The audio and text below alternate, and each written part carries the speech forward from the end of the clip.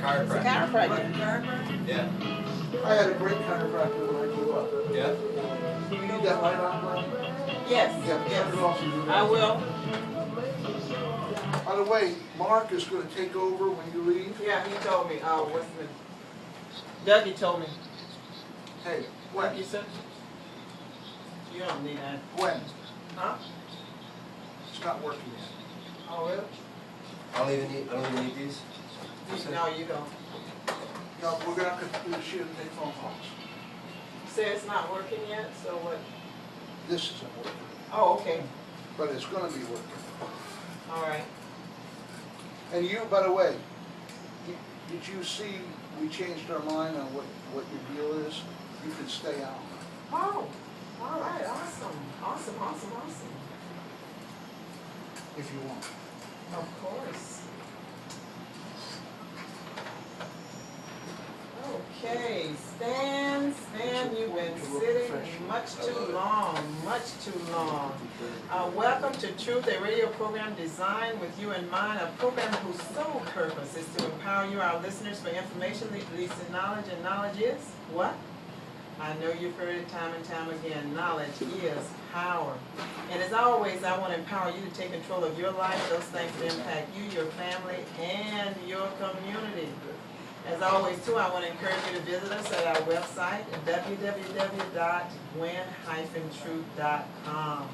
So you can access those resource listings that will lead you to that power that you so crave. I hope you're craving it because everybody else is craving it, and you might as well crave it and grab it for yourself, okay?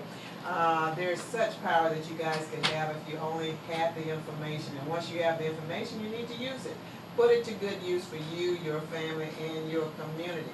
So those links will link you to your municipalities, your county agencies, state agencies, federal agencies, and advocacy groups. Also go there so you can take part in the poll that we have going. And we're asking you if you agree that the Daytona Beach Municipal Stadium should be named after former Mayor Bud Asher, that's Baron H. Asher, and Cy McLaren. Cy McLaren is mostly associated with the Thune-Cookman University. Bud has worked with various high schools, and he's done more recently work with Mainland High School. And when I talked to him today, I think he's going over for some trials or something they're doing in DeLand. So he's still involved and still active. And one of the things he said was to educate me with the fact that, the person who he said did the most for Municipal Stadium was former Mayor Kelly. And I heard Kelly's wife speak to that, and she said they almost had to twist his arm to get the field named after him. But I said to Bud, I said, and wouldn't it be good then if, okay, we change the name of the Municipal Stadium and say the Mayor Larry Kelly Municipal Stadium, and then change the name of the field to the Bud Asher Field, since he did help us a lot in getting that turf and everything that we got there. So, hey, something to think about. But go ahead and chime in on what we've got up there now and let us know what you think and what you feel in regards to, again, changing the name of the Municipal Stadium, Daytona Beach Municipal Stadium, okay? Thank you, thank you, thank you. Now, I want to do a shout out to all of you who participated in the activities of the prior week. Sunday we're working and sharing and celebrating and really remembering those who died in 9/11 10 years ago. There are families that still suffer, and I can imagine how they're suffering because having lost my mom, due to natural causes, more or less, in August of last year, and how I still think about her and I still have regrets about the fact that she's no longer here. Loved ones just, it's just an empty hole that's left there, and a gaping hole at times, depending upon what you experience. So these individuals, after 10 years, they're still suffering, they're still experiencing some pain. And it's good when people remember, though. It's good when they remember. My husband did go and serve for about 10 days at Ground Zero, and there was a stench that he brought home with him, but there were several funerals that he was a part of daily while he was there. But there were contacts that he made, connections he made with the funerals that they were having continually. And you know, it was so heartwarming to actually be home, because he had people, contacts he had made during that time, who were still calling him. They call him every year, every anniversary.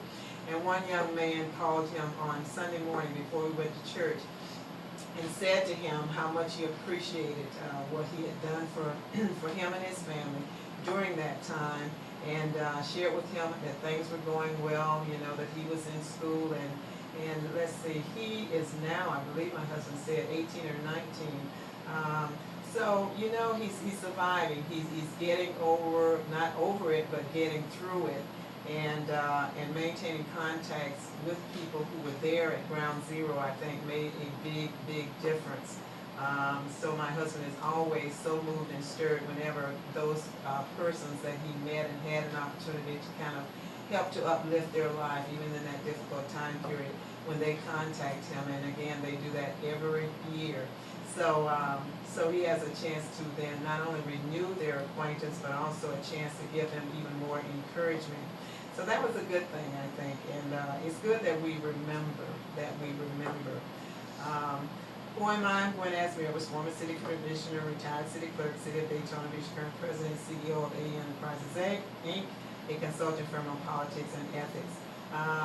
So shout out to all of those persons, and we also want to mention to you and remind you that Saturday, 9/24, they will have in Holly Hill, near Holly Hill Park, in Holly Hill, Florida, a remembrance for those who died, you know, of violent deaths and died from drunken drivers.